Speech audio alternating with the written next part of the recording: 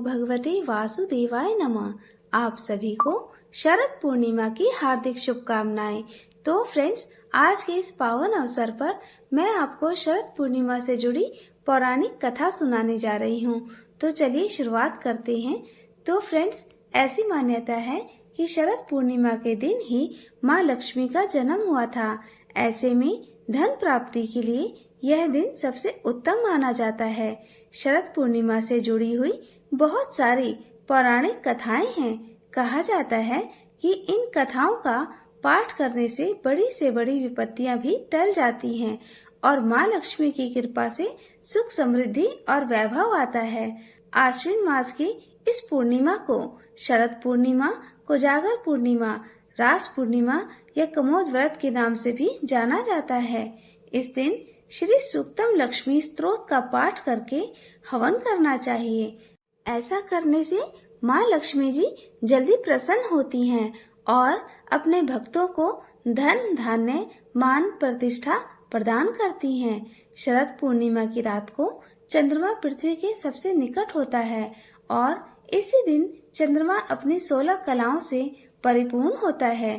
चंद्रमा की किरणें अमृत की वर्षा करती हैं। यही कारण है कि शरद पूर्णिमा को रात के समय चांदी के या फिर मिट्टी के पात्र में गाय के दूध से बनी खीर रात भर रखा जाता है और अगले दिन सुबह खाली पेट उस खीर को प्रसाद के रूप में ग्रहण किया जाता है। ऐसा करने से बहुत सारे रोग परेशानियों से मुक्ति मिलती है और मानसिक तनाव भी दूर होता है। शरद पूर्णिमा पर चंद्रमा की किरणों में रखी गई खीर का सेवन करने से रोगों से तो मुक्ति मिलती ही है, चर्म रोग से परेशान लोगों के लिए भी इस खीर का सेवन बहुत ही अच्छा बताया जाता है और यह खीर आंखों से जुड़ी बीमारियों से बहुत लाभ पहुंचाती है। वैसे तो सभी भक्तों को शरद पूर्णिमा के दिन सच्चे मन से माता लक्ष्मी जी से, भगवान विष्णु और भगवान श्री कृष्ण के साथ ही भोलेनाथ और माता पार्वती का पूजन करके व्रत की कथा का पाठ या श्रवण करना चाहिए और यदि हो सके तो उपवास भी रखना चाहिए। जो लोग उपवास नहीं रख पाए वह सच्चे मन से आज के दिन सुनी जाने वाली कथाओं का यदि श्रवण करेंगे तो उन्हें भी व्रत जितने पुण्य की ही प्राप्ति होगी। शरद पूर्णिमा के दिन ही भगवान श्री कृष्ण ने गोपियों संग रास रचाया था, जिसे महारास कहा जाता है और आज के दिन भगवान श्री कृष्ण और गोपियों से जुड़ी हुई इस महारास की कथा का श्रवण करने से भगवान श्री कृष्ण की भी विशेष कृपा मिलती है। इसलिए आपको सुनाते हैं शरद पूर्णिमा के दिन सुनी जाने वाली मुख्य पौराणिक कथाएं। आप सभी से अनुरोध है, हमारे चैनल पर कार्तिक मास में भी आप सुबह के समय हर दिन कार्तिक मास महात्म की कथाएं सुन सकते हैं। इसलिए अगर अभी तक आपने मेरे चैनल को सब्सक्राइब नहीं किया है तो प्लीज मेरे चैनल को सब्सक्राइब कर लीजिएगा। वीडियो को लाइक करके बेल आइकन को प्रेस कर दीजिएगा ताकि मेरी किसी भी वीडियो की नोटिफिकेशन आप तक सबसे पहले पहुंच सके। तो फ्रेंड्स, आप इन कथाओं को जरूर सुनिएगा। शरद पूर्णिमा की पहली पौराणिक कथा के अनुसार प्राचीन काल में एक साहूकार था। उसकी 2 बेटियां महीने में पड़ने वाली हर पूर्णिमा तिथि को व्रत किया करती थीं। उन दोनों बेटियों में बड़ी बेटी हर पूर्णिमा का व्रत विधि विधान से करती, लेकिन छोटी बेटी व्रत के सभी नियमों का ठीक से पालन नहीं करती थी। साहूकार की दोनों बेटियां समय के साथ धीरे धीरे बड़ी होने लगी और उनका विवाह हो गया। बड़ी बेटी के घर पर सही समय पर एक स्वस्थ संतान का जन्म हुआ और छोटी बेटी को भी संतान हुई, लेकिन दुर्भाग्यवश उसकी बेटी की संतान होने के तुरंत बाद ही मृत्यु हो जाती थी। जब छोटी बेटी के साथ ऐसा 2-3 बार हुआ तो उसने एक दिन एक ब्राह्मण को बुलाकर अपनी सारी व्यथा सुनाई और इसका कोई उपाय बताने के लिए भी कहा। उसकी सारी बात सुनकर और कुछ प्रश्न पूछने पर ब्राह्मण ने उनसे कहा कि तुम पूर्णिमा का अधूरा व्रत करती हो, इस कारण तुम्हें व्रत का पूरा फल प्राप्त नहीं होता और तुम्हें अधूरे व्रत का दोष भी लगता रहा है। ब्राह्मण की बात सुनकर छोटी बेटी ने पूर्णिमा का व्रत पूरे विधि विधान से करने का निश्चय किया। आश्विन पूर्णिमा आने के पहले ही साहूकार की छोटी बेटी ने इस बार एक बेटे को जन्म दिया, लेकिन उसकी भी इस बार तुरंत मृत्यु हो गई। इस पर उसने अपने बेटे के शव को एक चौकी पर रखकर उसे एक कपड़े से ढक दिया। जब उसकी बड़ी बहन आई तो उसने उसी पीढ़ पर बैठने को कहा जिस पर उसने अपने मृत बालक का शव रखा था। बड़ी बहन जैसे ही उस पर बैठने को हुई तभी उसका घाघरा उस बच्चे को छू गया। घाघरा छूते ही वह मृत बालक जीवित हो गया और रोने लगा। तब बड़ी बहन छोटी बहन से बोली कि बहन, तू मुझ पर कलंक लगाना चाहती थी, मेरे बैठने से तो यह बालक मर जाता। तब छोटी बहन बोली, बहन मैं क्या बताऊं, यह तो पहले से ही मृत था, वो तो तेरे पुण्य से जीवित हुआ है, तेरे भाग्य से इसका पुनर्जीवन हुआ है। बच्चे के रोने की आवाज सुनकर छोटी बहन बहुत खुश हुई।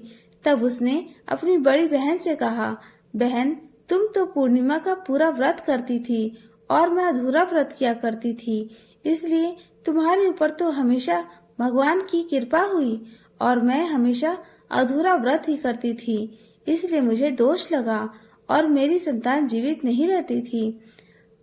आज तुम्हारे भाग्य से मेरी संतान भी जीवित हो गई। तब उस छोटी बहन ने पूरे गांव में ढिंढोरा पिटवा दिया कि जो कोई भी पूर्णिमा का व्रत करे वह पूरा व्रत करे और कोई भी अधूरा व्रत ना करे।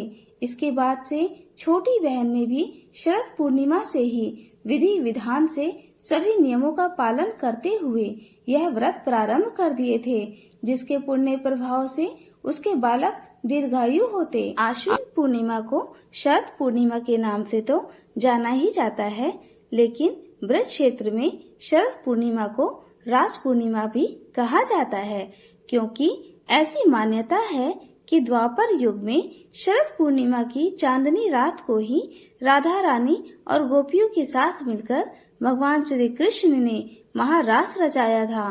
पूर्णिमा की रात को महाराज का यह दृश्य इतना सुंदर था कि प्रकृति भी उसे निहारने के लिए वहां ठहर गई थी। यहाँ तक कि चंद्रमा ने भी स्वयं चंद्रमा की चांदनी से अमृत बरसाया था। 6 महीने तक स्वयं महादेव भी एक गोपी का रूप धारण करके इस रास को देखने के लिए वहां पहुँचे थे और चंद्रदेव इतने मंत्रमुग्ध हो गए कि 6 महीने तक सुबह भी नहीं हुई थी। इसलिए आज आप शरद पूर्णिमा के अवसर पर महाराज की यह कथा भी सुनिए। एक बार शरद पूर्णिमा की शरद उज्जवल चांदनी में बंसीवट यमुना के किनारे श्याम सुंदर साक्षात मन्मथ की बंसी बज उठी। श्री कृष्ण ने 6 मास की एक रात्रि करके मन्मथ का मान मर्दन करने के लिए महारास रचाया था। जब महाराज की गूंज त्रिलोक में चारों तरफ फैल गई तो हमारे भोले बाबा के कानों में भी उस महाराज की गूंज गई। मुरली मनोहर की मीठी मुरली ने कैलाश पर्वत पर विराजमान भगवान श्री भोलेनाथ को मोह लिया। उनकी समाधि भंग हो गई।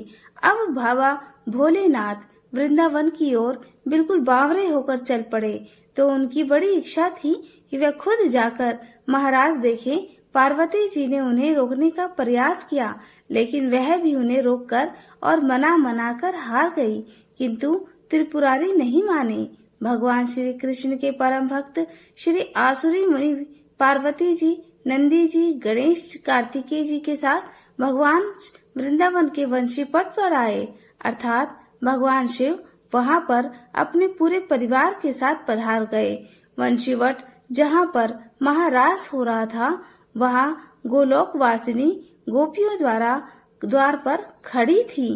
पार्वती जी तो महारास में अंदर प्रवेश कर गईं, लेकिन क्योंकि उस महारास में पुरुषों का प्रवेश वर्जित था, तो द्वारपालिकाओं ने श्री महादेव जी को, आसुरी मुनि को और उनके साथ साथ अन्य जितने भी पुरुष गण थे उन सभी को अंदर जाने से रोक दिया।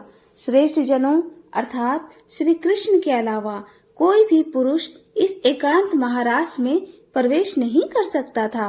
अब तो बड़ी विकट समस्या आन पड़ी। जिस महाराज को देखने के लिए भोलेनाथ इतने उतावले होकर अपने पूरे परिवार के साथ यहाँ पधारे थे, वही महाराज उन्हें देखने नहीं मिलेगा। यह सोचकर तो वे बड़े परेशान हुए। तब भोलेनाथ ने देवियों से कहा, जो द्वार पर खड़ी हुई थी, कि देवियों, हमें श्री राधा और कृष्ण के दर्शनों की इच्छा है, इसलिए आप हम पर तरस खाकर कोई ऐसा उपाय बताइए जिससे कि हम भी महाराज के दर्शन पा सके। तब वहाँ पर खड़ी हुई सखियाँ अर्थात गोपियाँ बोली कि अगर आप महाराज देखना ही चाहते हैं तो गोपी बन जाइए। मानसरोवर में स्नान करके गोपी का रूप धारण करके आप महाराज आराम से देख सकते हैं, आप महाराज में प्रवेश पा सकते हैं। बस फिर क्या था, भगवान शिव अर्धनारीश्वर से पूरे नारी रूप बन गए। श्री यमुना जी ने उनका षट श्रृंगार किया तो सुंदर बिंदी, चूड़ी, नुपुर, ओढ़नी, ऊपर से एक हाथ का घूंघट भी भगवान शिव का कर दिया। साथ ही साथ युगल मंत्र का उपदेश भी भगवान शिव के कानों में भर दिया। अब श्री शिव जी मोहिनी वेश में मोहन की रासतली में गोपियों के मंडल में मिलकर अतृप्त नेत्रों से एक टक रूप से विश्व मोहन की रूप माधुरी का पान करने लगे तथा उनके सामने साक्षात श्री नटवर वेशधारी श्री रास विहारी रासेश्वरी रसमयी श्री राधा जी और गोपियों का नृत्य और रास करते हुए देखकर नटराज भोलेनाथ भी स्वयं ताता थैया करके नाच उठे। और बंसी बजैया मुरली मनोहर ने तो ऐसी मधुर ऐसी मोहिनी बंसी बजाई कि भोलेनाथ तो अपनी सुध बुध ही भूल गए। बनवारी से भला क्या छुपा है। इस तरह भगवान श्री कृष्ण के साथ भोलेनाथ कुछ देर तक तो नाचते रहे, लेकिन जब थोड़ा पास पहुँचे तब भगवान श्री कृष्ण बोले कि रास के बीच में थोड़ा हास परिहास हो जाए तो इस महारास का आनंद दोगुना हो जाएगा। भगवान बोले कि अरे गोपियों, तुम तो मेरे साथ बहुत देर से नृत्य कर रही हो, लेकिन मैंने तुम्हारा चेहरा तो अब तक देखा ही नहीं, क्योंकि कुछ गोपियां तो यहाँ पर घूंघट में ही मुझे जरा उनका चेहरा तो देख लेने दो। सुनते ही गोपियां झट बोल उठी, प्यारे आपसे क्या छुपा है, आप देख लो हमारा चेहरा। लेकिन जब भगवान शंकर ने यह सुना तो भगवान शंकर परेशान हो गए। बोले, ये कन्हैया को महाराज के बीचों बीच क्या सूझ गया। अच्छा भला रास चल रहा था, मुखड़ा देखने की क्या जरूरत आन पड़ी। ऐसा भी मन में सोच रहे थे क्या, आज तो यह कन्हैया मेरी फजीहत ही कराने पर तुला हुआ है। भगवान कृष्ण तो कृष्ण है, नटखट है, और जानते थे कि यहाँ पर क्षुद्र वेश में कौन आया है। भगवान कृष्ण कहने लगे कि गोपियाँ, तुम सब पंक्ति में खड़े हो जाओ और मैं सबका बारी बारी से दर्शन करूँगा। सुनकर भगवान शिव को थोड़ी तसल्ली हुई। भगवान शिव बड़े चैन की सांस लेकर सोचने लगे कि चलो अब तो काम बन गया। यहाँ तो महाराष्ट्र में लाखों करोड़ों गोपियाँ हैं और मैं सबसे अंत में इस पंक्ति के अंत में जाकर खड़ा हो जाऊंगा। कन्हैया तो मुंह देखते देखते ही थक जाएगा और मेरा नंबर भी नहीं आएगा। तब सारी गोपियाँ जो थी वह एक पंक्ति में खड़ी हो गई और सबसे अंत में जाकर भगवान शिव खड़े हो गए। और जब भगवान शिव पंक्ति के सबसे अंत में जाकर खड़े हो गए तो कन्हैया जी की दृष्टि अंत में पड़ी। अब कन्हैया तो कन्हैया हैं, बड़े नटखट हैं, शरारतें भी बहुत करते हैं। जब कन्हैया की दृष्टि उस पंक्ति में अंत में पड़ी तो कन्हैया कहने लगे कि अब बारी इधर से नहीं उधर से शुरू होगी, यानी कि बारी हम अंत से शुरू करेंगे। अब भगवान शिव बोले, अरे यह तो मैं पंक्ति के अंत में जाकर खड़ा हो गया था, अब तो पहले ही मेरा नंबर आ जाएगा। अब असंख्य गोपियों के बीच में भगवान शिव सोचने लगे, अब कोई दूसरा उपाय सोचता हूँ। यह सोचकर भगवान शिव गोपी के वेश में तो थे ही, लंबा घूंघट काढ़ रखा था, दौड़कर दूसरी ओर से जाने लगे तो भगवान कृष्ण गोपियों से बोले, अरे गोपियों, तुम परेशान मत हो, मैं सबका मुख देखूंगा, लेकिन पीछे खड़ी इन गोपियों का मुख दर्शन तो मैं बाद में करूंगा। पहले मैं इस गोपी का मुंह देख लूं जो आज इतनी लाज शर्म कर रही है। अब तो जो भोलेनाथ ने सुना तो वो सुनते ही दौड़ पड़े। कन्हैया जी भी कहाँ पीछा छोड़ने वाले थे, झट दौड़ पड़े भोलेनाथ को पकड़ने के लिए। वो तो उस गोपी के पीछे भागे थे जो बड़ी लाज शर्म कर रही थी। और जैसे ही उन्होंने उस गोपी का घूंघट ऊपर किया तो कान्हा जी कहने लगे, आओ गोपेश्वर आओ, आपकी जय हो। बोलिए गोपेश्वर महादेव की जय, शंकर भगवान की जय। श्री राधा आदि गोपेश्वर महादेव के मोहिनी गोपी के रूप को देखकर बड़ी आश्चर्य में पड़ गई। वहाँ पर खड़ी ये सारी गोपियां भी बड़ी हैरान रह गई। तब श्री कृष्ण कहने लगे, राधे, यह कोई गोपी नहीं है, यह तो साक्षात भगवान शंकर जी हैं। हमारे महाराज के दर्शन करने के लिए उन्होंने गोपी का छम रूप धारण किया है। तब श्री राधा कृष्ण ने हंसते हुए शिव जी से पूछा, भगवान, आपने यहाँ गोपी का वेश क्यों धारण किया? तब भगवान शंकर कहने लगे, प्रभु, आपकी यह दिव्य रसमय प्रेम लीला महाराज देखने के लिए ही मैंने गोपी का रूप धारण किया है। इस प्रकार प्रसन्न होकर श्री राधा जी ने महादेव जी से कोई वर मांगने को कहा। तो भगवान श्री शिव ने यह वर मांगा कि हम चाहते हैं कि यहाँ आप दोनों के चरण कमलों में सदा ही हमारा वास हो। आप दोनों के चरण कमलों के बिना हम कहीं अन्यत्र वास नहीं करना चाहते। तब राधा रानी और श्री कृष्ण ने महादेव की यह इच्छा भी पूर्ण कर दी। इसके बाद तो इतना सुंदर महारास हुआ कि भगवान श्री कृष्ण ने कथक किया और भगवान शिव ने सुंदर तांडव नृत्य, जिसका वर्णन अगर साक्षात माँ सरस्वती भी करना चाहे तो कभी नहीं कर सकती। इस महारास में खूब आनंद आया। भगवान श्री कृष्ण ने ब्रह्मा जी की एक रात्रि ले ली, लेकिन गोपियां इसे नहीं समझ पाई। केवल अपनी गोपियों के प्रेम के कारण ही श्री कृष्ण ने उस रात्रि को बढ़ाकर इतना लंबा कर दिया था। गोपियों ने एक रात कृष्ण के साथ अपने प्राण प्रिय पति के रूप में बिताई है, लेकिन यह कोई साधारण रात नहीं थी, ब्रह्मा जी की रात थी जो लाखों वर्षों तक चलती रही। आज भी कहते हैं कि वृंदावन में, निधि वन में प्रतिदिन भगवान श्री कृष्ण रास रचाते हैं। भगवान कृष्ण के लिए तो कुछ भी असंभव नहीं, वो तो सब कुछ कर सकते हैं क्योंकि वो भगवान हैं। जब भोलेनाथ ने भगवान श्री कृष्ण और राधा रानी से वरदान मांगा था, तब भगवान कृष्ण ने तथास्तु कहकर कालिंदी के नजदीक ही निकुंज के पास वंशीवट के सम्मुख भगवान महादेव को श्री गोपेश्वर महादेव के नाम से स्थापित कर विराजमान कर दिया। श्री राधा कृष्ण और गोपियों ने उनकी पूजा की और कहा कि ब्रिज वृंदावन की यात्रा तभी पूर्ण होगी जब कोई भी भक्त आपके दर्शन कर लेगा, और आपके दर्शन किए बिना यह यात्रा हमेशा अधूरी रहेगी। भगवान शंकर वृंदावन में आज भी गोपेश्वर महादेव के रूप में विराजमान हैं और अपने भक्तों को दिव्य गोपी वेश में दर्शन भी देते रहते हैं। गर्भगृह के बाहर पार्वती जी, श्री गणेश जी और श्री नंदी विराजमान हैं। आज भी शाम के समय भगवान का गोपी वेश में दिव्य श्रृंगार किया जाता है। यह थी आज की कथाएं।